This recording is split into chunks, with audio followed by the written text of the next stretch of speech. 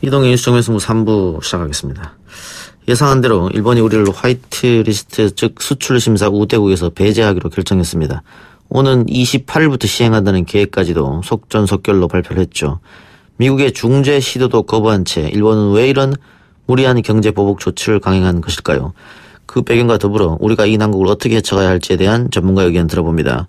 증권사 리서치 센터장을 지낸 이종우 이코노미스트 연결하겠습니다. 이종우 선생님 나와 계십니까? 예, 안녕하세요. 예, 안녕하십니까. 자, 일본이 28일부터 시행을 하겠다고 했는데요.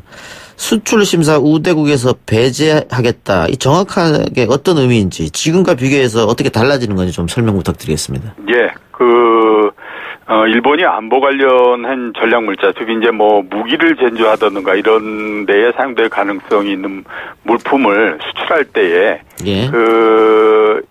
분류를 이렇게 하고 있거든요. 하나는 이제 화이트 국가, 비화이트 국가, 우려 국가, 그다음에 무기 수출 금지 국가 이렇게 나눕니다. 예. 이제 그 중에서 이제 그 화이트 국가라고 하는 것은 일본이 우호국으로서 생각하는 이런 나라들이기 때문에요. 예. 그 안보 관련 전략 물자를 수출할 때에 뭐 특별하게 규제를 두거나 그러지 않습니다. 그래서 이제 포괄적인 허가 이런 거를 얘기를 하거든요. 그러니까 수출 절차를 한 번만 받게 되면 예. 3년 동안 이제 수출 면제를 해주는 형태입니다. 예. 여기에서 빠지게 되면 개별 수출을 계약을 할 때마다 껌껌이 그거를 이제 승인을 받아야 되는 형태가 되는 거거든요. 예. 그러니까 가장 큰 차이는 통관 절차를 얼마나 원활히 해주느냐, 그러니까 쉽게 해주느냐 안 해주느냐 이런 부분들로서 의 차이가 있는 거고요. 만약에 이 화이트리스트 국가에서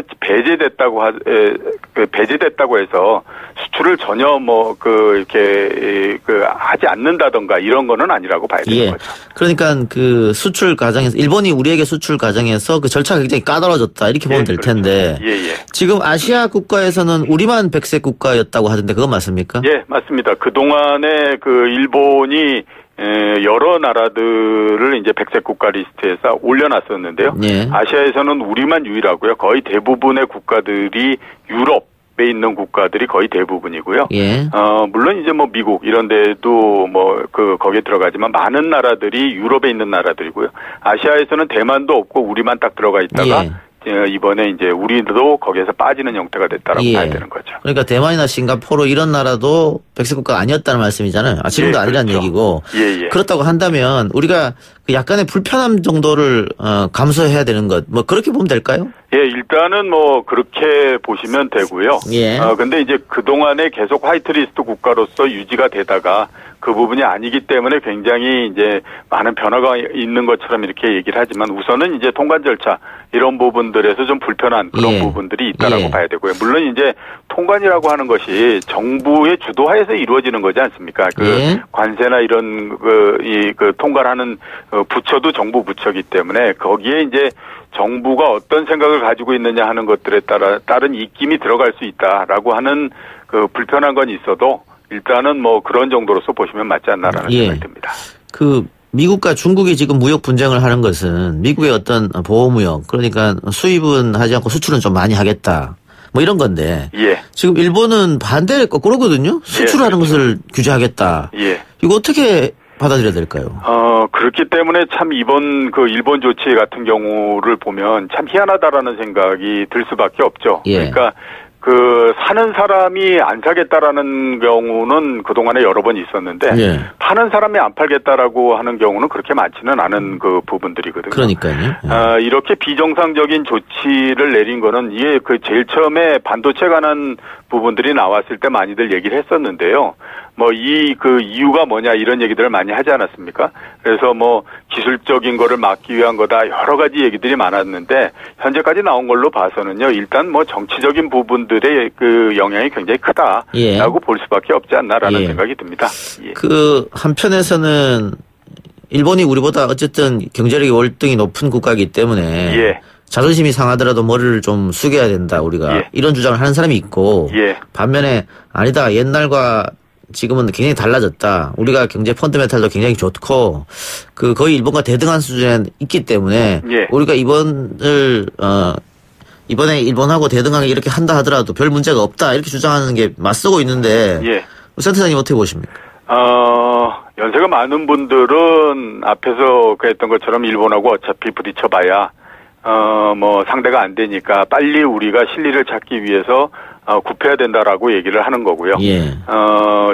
이제 뭐 그렇지 않은 분들은 또 다른 이제 그 뒤에 말씀하셨던 것 같이 말씀을 하시는데 예. 제가 생각했을 때는 이제 우리나라가 일본 경제의 턱밑까지 쫓아간 상태이기 때문에 예. 여기에서 특별하게 옛날처럼 생각할 필요는 없습니다. 그래서 예. 한번 제가 뭐 부분별로 이렇게 조금씩 한번 말씀을 드려보게 되면요. 예. 우리나라 GDP가 지금 1조 7천억 달러 정도 됩니다. 예. 일본이 5조 1천억 달러 정도 되거든요. 그러니까 일본의 GDP가 우리나라의 한 3배 정도 되는데요. 예. 인구가 일단 상당히 많이 차이가 나지 않습니까? 2배 이상 차이 나죠. 예. 그렇기 때문에 어느 정도 차이가 나는 거는 맞고요. 예. 대신에 그 증가해 왔던 형태를 보면요. 85년도 이후에 우리나라가 GDP가 6.2배 정도 증가를 했습니다. 예. 일본이 1.7배 증가했기 때문에 이런 속도가 계속된다라고 하면 그 차이가 굉장히 많이 좁혀질 수밖에 없고요. 그다음에 앞에서 말씀하셨던 것처럼 GDP라고 하는 것이 어차피 인구 규모가 들어가고 거기에 따라서 다르기 때문에 예. 이거를 직접적으로 비교해 보기 위해서는 1인당 GDP를 가지고 볼 수밖에 없는 예. 거거든요. 지금 그 일본의 1인당 GDP가 39,000달러 정도 되고요. 예. 우리나라가 31,000달러 정도 됩니다. 그러니까 우리나라가 대략 한 일본의 80% 정도 되는데요. 일본이 왜 그런 얘기 하지 않습니까? 35시 클럽이라고 얘기하죠. 예. 인구 5천만 명이 넘고 1인당 GDP 3만 불이 넘는 나라. 예. 일본이 92년도에 처음 거기에 들어갔거든요. 예. 그때 우리나라의 1인당 GDP가 얼마냐면 8,000불 정도였습니다. 근데 그 이후로 일본은 계속해서 3만 불대에 있는 거예요. 그렇네요. 중간에 4만 불대로 올라가기도 하고 했었는데 그때는 이제 엔화가 강세가 됐기 때문에 됐던 거였고 예. 경제가 팽창해서 됐던 건 아니었거든요. 그러니까 27년 정도에 걸쳐서 여보세요? 예, 말씀하세요. 예. 27년 정도 계속해서 일본은 그냥 3만 불대를 유지하고 있는 거였고요. 우리나라는 그 이후에 계속해서 상승을 하는 형태였거든요. 예. 그렇기 때문에 굉장히 많이 좁혀지는 형태가 됐고요. 예. 그다음에 수출 같은 경우에도 보면 그 전 세계 수출액에서 일본이 차지하는 비중이 지금 3.3% 정도 됩니다. 3.3%? 예, 94년도에 10% 정도였거든요. 그게 지금 굉장히 낮아졌고요. 우리 같은 경우가 계속해서 빨리 올라와서 3%대 정도 지금 되는 상태입니다. 예. 그러니까 차이가 정말로 미세하게 나버리는 형태가 됐죠. 그러면은 일본의 아베 입장에서는 한국이 무섭게 치고 올라온다. 예. 이쯤에서 뭔가 길을 좀 눌러야 된다. 그런 생각도 했을까요, 혹시? 그런 부분들도 작용을 안 했다라고 보기는 좀 어렵다라고 봐야 되겠죠. 예. 국가 경제 전체적으로 봤을 때에 일본 같은 경우가 64년도에 동경올림픽을 하지 않았습니까? 예. 그 당시에 일본이 이제 전후 복구해가지고 굉장히 잘 된다라고 하는 걸 보여주기 위해서 했던 거였는데, 예. 그 당시 우리나라의 1인당 GDP가 100불이 채 안 됐었고요. 예. 미국의 원조가 없으면 경제를 꾸려나갈 수가 없는 형태였었거든요. 예. 근데 내년도가 아시는 것처럼 일본에 인해서 다시 올림픽이 열리지 않습니까? 예. 동경에서. 예. 그러면 56년 만에 처음 다시 열리는 건데 그때 한국하고 일본 사이의 경제하고 지금 경제하고를 보면 천지 차이가 나는 형태가 돼버린 거죠. 거기에다가 산업 같은 측면에서 보더라도 처음에 메모리 반도체가 시작을 했을 때 미국, 일본 이런 쪽에서 경쟁을 하다가 일본으로 패권이 넘어가는 형태였었거든요. 그랬는데 지금은 완전히 한국 기업만 남고 거의 대부분 다 사라져버린 형태가 됐으니까 예. 나머지 그와 같은 이 IT나 이런 쪽에서 더 추월되게 되면 정말로 어려워지는 형태가 되니까 지금에서 어느 정도 견제를 할 필요가 있다. 이렇게 볼 수밖에 없는 거죠. 예. 이런 조치를 일본이 취했을 때, 우리도 손해지만 일본도 손해다. 그런 얘기가 있지 않습니까? 예, 당연히 상당히 그한데요. 일단 가장 크게 지금 경쟁이 되고 있는 부분, 그리고 이번에 사태가 촉발된 가장 직접적인 원인이다라고 볼 수 있는 게 IT, 그중에서 특히 반도체 이런 부분들이지 않습니까? 예. 그래서 이제 IT 한번 보게 되면요. 일본의 10대 IT 업체들이 있습니다. 제일 큰 게 히다치고 그다음에 미쓰비시, 소니 이렇게 전부 돼 있는데요. 거기에 작년도의 이익을 총 합치면 우리나라 돈으로 따져서 대략 30조 원 정도 되거든요. 예. 영업이익이요. 근데 작년도에 우리나라의 삼성전자 한 회사의 영업이익이 60조 정도가 됩니다.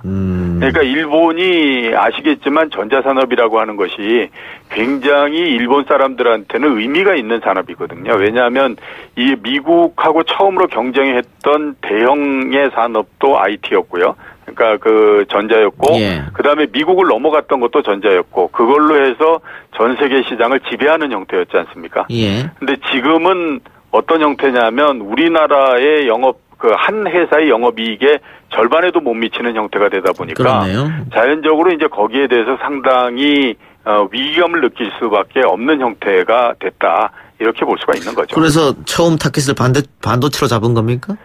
일단 이제 반도체라고 하는 것이 아까 말씀드렸던 것처럼 이렇게 순차적으로 넘어오는 형태였었거든요. 예. 그러니까 제일 처음에 미국에서 시작해서 일본으로 넘어오고 한국으로 넘어오고 이런 형태가 되다 보니까 중간중간에 서로 이제 주력으로 만드는 제품 이런 것들이 이제 차이가 나는 형태가 됐죠. 일본이 우리나라로 이제 반도체가 전체적으로 넘어오면서 일본은 어느 쪽에다가 중점을 뒀냐면 부품이나 소재 쪽에다 두는 형태가 됐어요. 우리는 이제 완성 쪽으로서 두는 형태가 됐고요. 그렇게 되다 보니까 일본 같은 경우 우리나라의 반도체 쪽이 일본의 소재나 이런 쪽을 부분적으로 많이 쓰는 쪽이 있거든요. 그렇기 때문에 우리 산업 전체에서 차지하고 있는 비중도 크고 그다음에 타격도 많이 줄 수 있고 이렇다라고 보기 때문에 반도체를 1순위로 해서 때린 거다라고 봐야 되는 거죠. 예. 지금 우리 정부 입장도 단호한 모습입니다. 문재인 대통령이 오늘 국무회의 발언 모습도 그렇고요. 이 사태가 장기화되면은 양쪽 다 결국은 문제가 있는 거 아니겠어요? 예, 양쪽 다 문제가 있는데요. 보다 더 크게 문제가 되는 곳은 일본이 더 크게 문제가 된다라고 봐야 되겠죠. 결론적으로는. 예, 그렇죠. 네. 왜 그러냐면요. 지금 같은 경우에 우리는 이제 소재 이런 부분들에서 타격을 받았기 때문에 당장에는 영향이 나타난다라고 봐야 되는데 예. 앞에서 말씀하셨던 것처럼 돈을 가지고 살려고 하는 사람은 그렇게 갑갑한 건 아닙니다. 왜냐하면 돈을 가지고 지불해 줄 수 있으면 어딘가에서 그 물건을 만들어서 우리한테 팔겠다라고 하는 쪽도 나올 수 있고요. 예. 그다음에 우리 자체적으로도 개발을 해낼 수 있잖아요. 그러니까 시간이 지나면서 우리는 그런 부분들을 해결할 수가 있는데 일본 입장에서 보게 되면 이런 형태로 해서 반도체 생산이나 이런 부분들이 계속해서 줄어들게 되면 가장 큰 문제가 생기는 부분들이 뭐냐면 반도체 가격이 올라가지 않습니까? 여보세요? 예. 예. 그렇게 되면 그 반도체를 사용해야 되는 그 일본 전자회사 같은 경우에는 그 원가가 계속해서 올라갈 수밖에 없죠. 예. 지금도 이익이나 이런 것들이 적게 나는데 만약에 반도체 가격이 계속 올라가서 비용을 훨씬 더 지불해야 되는 형태가 되면 잘못하면 계속해서 적자가 날 수밖에 없는 구조가 되는 거거든요. 그렇기 때문에 지금 당장에는 우리가 좀 답답하고 이럴 수 있지만 시간이 지나면서 점차적으로 보게 되면 주도권이 우리한테 넘어오면서 답답한 쪽은 일본 쪽이 되는 거고 이런 형태가 될 수밖에 없다라고 봐야 되는 거죠. 알겠습니다. 오늘 말씀 감사합니다. 예, 감사합니다. 예, 지금까지 이종우 이코노미스트였습니다. 이자카야 궁금하다.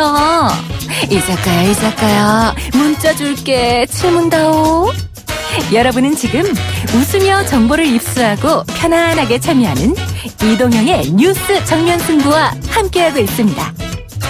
생방송에 참여하고 싶은 분들은 샵 0945 우물정 0945번으로 단문 50원, 장문 100원의 문자 메시지를 보내주시거나 예스앱으로는 무료로 참여할 수 있습니다. 지금 바로 보내주세요.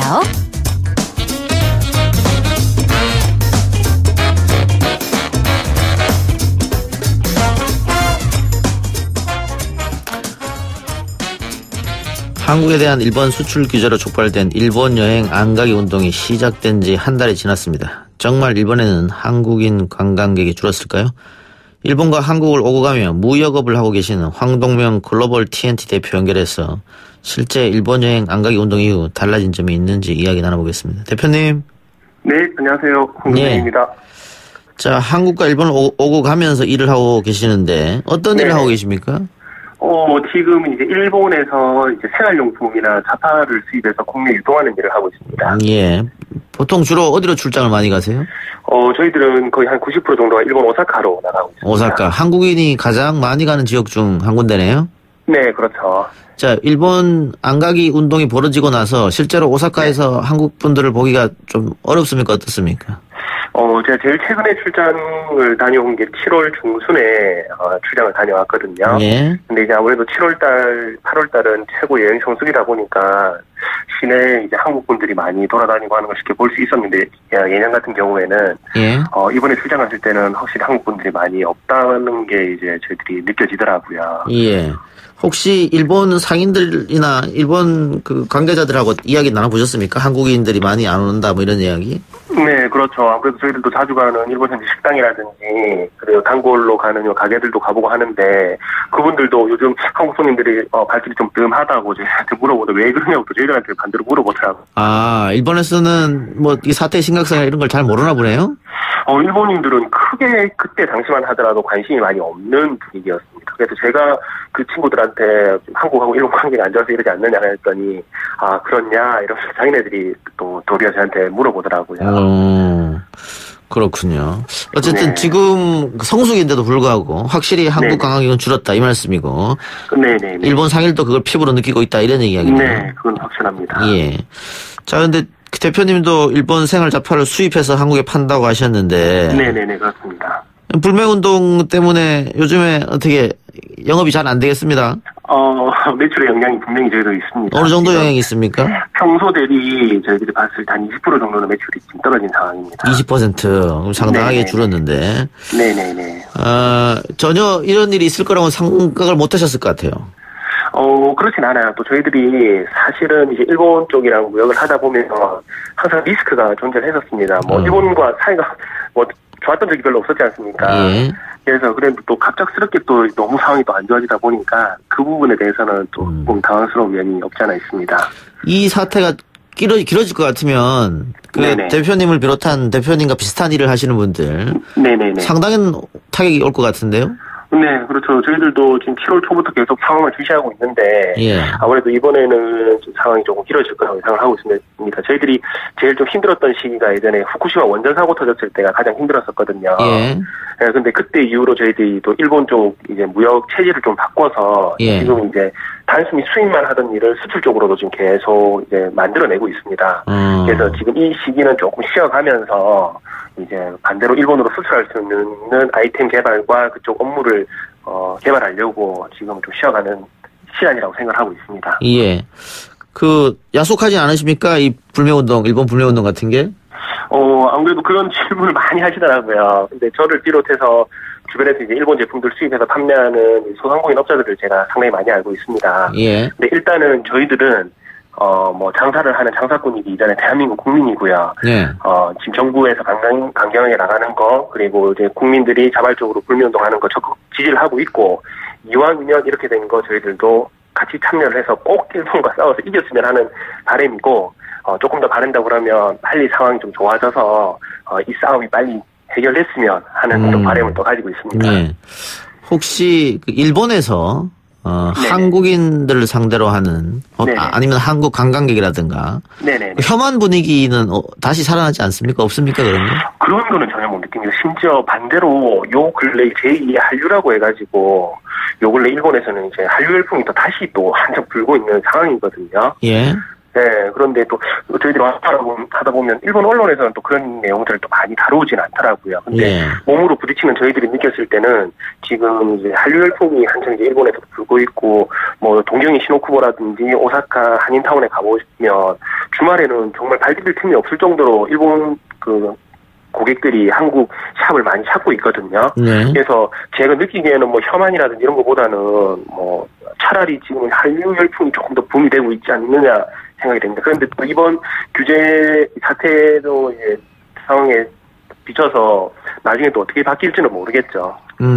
그러면은 그 오사카나 이런 데서 일하고 계시거나 아니면은 가게를 운영하시는 우리 교포분들, 자인치 코리아 분들한테도 무슨 이상한 뭐 차별이라는 이런 건 없겠네요. 그런 건 특별히 요즘은 없다고 느낍니다. 근데 단지 이제 아무래도 자영업자분들, 교포분들 같은 경우에는 현지에서 이제 현지인들 상대로 사업을 하시는 분도 계시겠지만 저희 이제 대한민국 국민들 관광 오시는 분들 상대로 이제 숙박업소라든지 식당이라든지 뭐 관광 통역 이런 업무에 종사하시는 분들이 상당히 많이 계시거든요. 그런 분들은 피해를 입을 수 있겠네요. 그분들은 지금 직접적인 피해를 좀 많이 입고 계신 상황이죠. 안 그래도 저한테 전화 와가지고 한국 쪽 상황을 저에게 또 상당히 많이 물어보는 편입니다. 그분들도. 정부가 기업들에게 가는 피해를 최소화하기 위해 노력하겠다고 했는데. 네네네. 혹시 정부에 하고 싶은 말 있습니까? 이왕 이제 이렇게 이제 일본과 이제 어떻게 보면 경제 전쟁까지 말할 정도로 이렇게 붙었는데 이왕이면 이제 너무 장기화돼 버리면 저희 같은 소상공인들 같은 경우에 특히나 이제 뭐 이자카야 하시는 분들 마찬가지고 간단한 이제 물건 수입해서 판매하시는 소상공인분들이 피해를 또 많이 입을 수밖에 없는 상황이거든요. 그래서 가급적이면 좀 원만하게 빠르게 문제 해결을 좀 해주셨으면 하는 게 저희들 입장의 또 바람입니다. 알겠습니다. 네. 대표님 오늘 인터뷰 고맙습니다. 네네 감사합니다. 네. 지금까지 황동명 글로벌 TNT 대표였습니다.